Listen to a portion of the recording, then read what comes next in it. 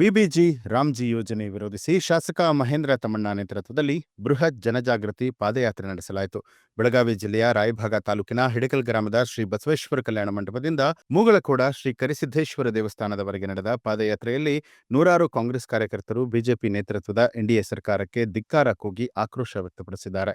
ಈ ಕುರಿತು ಮಾತನಾಡಿದಂಥ ಶಾಸಕ ಮಹೇಂದ್ರ ತಮ್ಮಣ್ಣ, ಕೇಂದ್ರ ಸರ್ಕಾರದ ನರೇಗಾ ಯೋಜನೆಯನ್ನ ಮರಳಿ ಯಥಾವತ್ತಾಗಿ ಜಾರಿಗೊಳಿಸಬೇಕು ಅಂತ ಹೇಳಿ ಆಗ್ರಹಿಸಿದರು. ಈ ಸಂದರ್ಭದಲ್ಲಿ ಕುಡಚಿ ಬ್ಲಾಕ್ ಅಧ್ಯಕ್ಷರಾದ ಪ್ರದೀಪ್ ಕಾಲ್ಗಣಿ, ಚನ್ನಗೌಡ ಪಾಟೀಲ, ಮಹೇಶ ಐಹೊಳೆ, ಆನಂದಗೌಡ ಪಾಟೀಲ, ವಸಂತ ಅಲಖನೂರ ಸೇರಿದಂತೆ ಕಾಂಗ್ರೆಸ್ ಪಕ್ಷದ ಹಲವು ಕಾರ್ಯಕರ್ತರು ಭಾಗಿಯಾಗಿದ್ದರು.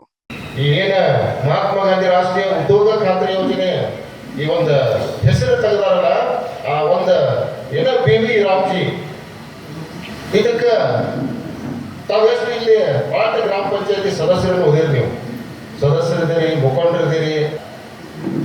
ಉದ್ಯೋಗ ಖಾತ್ರಿ ಯೋಜನೆಗೆ ಕೇಂದ್ರ ಸರ್ಕಾರದಿಂದ ಎಲ್ಲವೂ ಹಣ ಉದ್ಯೋಗ ಖಾತ್ರಿಗೆ ಯಾರು ಎಲ್ಲಿಂದ ಬರ್ತಿಪ್ಪ ಅಂತಂದ್ರೆ ಗ್ರಾಮಗಳ ಉದ್ಧಾರಕ್ಕಾಗಿ ಅದಕ್ಕೆ ಕೇಂದ್ರ ಸರ್ಕಾರ ಕೊಡುವಂತ ಕೆಲಸ ಮಾಡಿದೆ.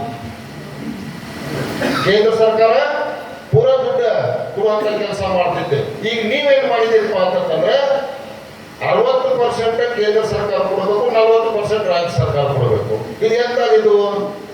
ಈಗ ನಾವು ಕಟ್ಟೋ ಟ್ಯಾಕ್ಸ್ದಾಗೂ ನಮಗೇನು ಕೊಡಾಕಿಲ್ಲ, ಈಗ ಮತ್ತೆ 40% ನಾವು ಕೊಡ್ಬೇಕಾದ್ರೆ ಇದೆಂತ ನ್ಯಾಯ ಇದೆ? ಹಿರಿಯರೆಲ್ಲರೂ ಆಲ್ರೆಡಿ ಮಾತಾಡ್ಯಾರ.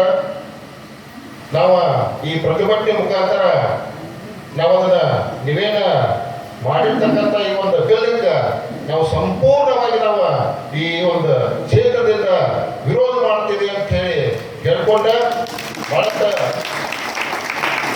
ಎಲ್ಲರೂ ಕುಡಿದೇವೆ. ನ್ಯೂಸ್ ಅಲರ್ಟ್, ನಿಮ್ಮಿಂದ ನಿಮಗಾಗಿ.